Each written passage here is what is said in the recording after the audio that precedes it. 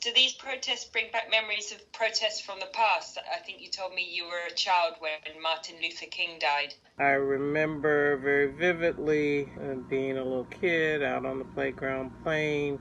I lived in a housing project. We were out playing. The skies were sunny and clear when all of a sudden dozens of police helicopters appeared overhead in the sky, and then suddenly you could see something dropping from these helicopters, and it turned out to be tear gas canisters, and they dropped so many that you could literally not see your hand in front of your face, and we all started screaming and scattering for home. When I got there, I found my mother frantically wetting towels and stuffing them under every door crack, every window crevice. And I remember our neighbor, Miss Mitty, knocking on our door. My mother tries to calm her down, but she's hysterical with worry over her teenage son, afraid he'll be picked up in the roundups, police roundups. And I watch from behind my mother as Miss Mitty opens our apartment door and just sort of disappears immediately out into this white smoke.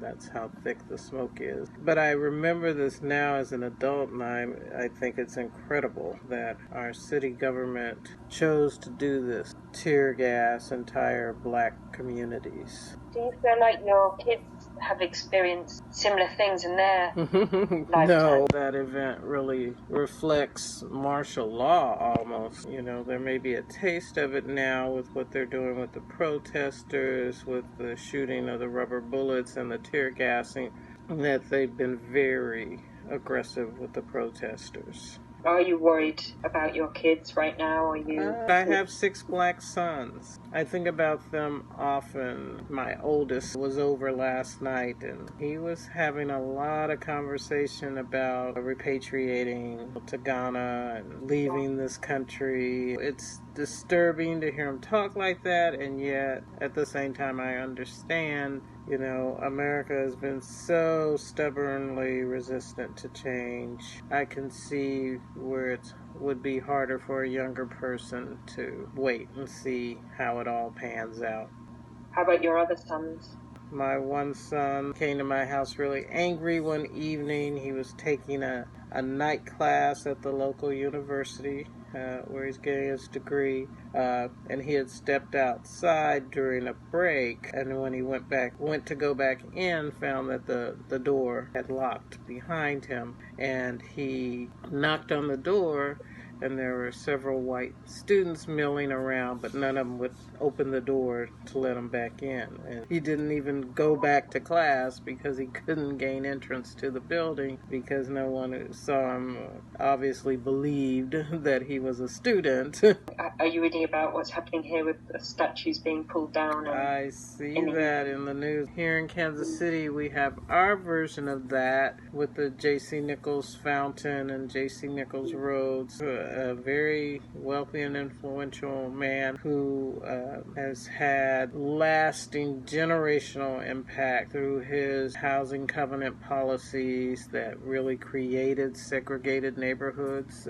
His putting those restrictive covenants in his housing deeds that said that the white homeowners were signing that they would never sell their property to colored families. J.C. Nichols is praised for really putting Kansas City on the map and for creating these beautiful stellar neighborhoods which still exist today and are still uber white today. So, you know, his plan worked. Fast forward 2 or 3 generations later, Kansas City is still an incredibly segregated city with poverty concentrated in black communities. Even while we're in the throes of gentrification, black communities always come out on the losing end of our city's housing policies. Do you feel at all optimistic now? I mean, this is a kind of a big thing happening in your life. Perhaps I'm cautiously optimistic. I do think racial hierarchies will collapse. Whether I'll be alive to see the completion of that is another question. I don't think we're going to pass a few laws and then we'll all rush into the street, hold hands, and sing Kumbaya. But I do feel that I'm living in historic times, special times. I'm not missing the moment. I do recognize that this is a very big moment, that this is one for the history books. And white people have a huge learning curve, and black peoples have a huge learning curve, because we've only dealt with one another as this oppressor-oppressee dynamic, and that is going to have to change. But I think that change is coming.